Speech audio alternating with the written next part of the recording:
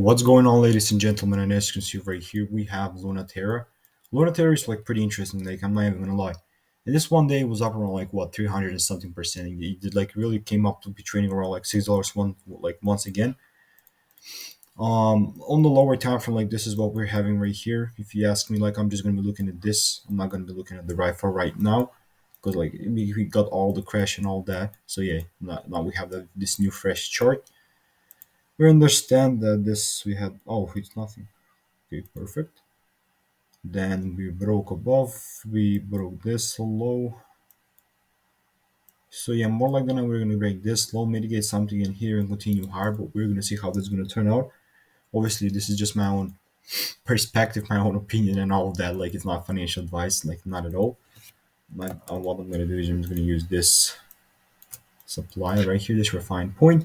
That's about it for today. Peace out and goodbye.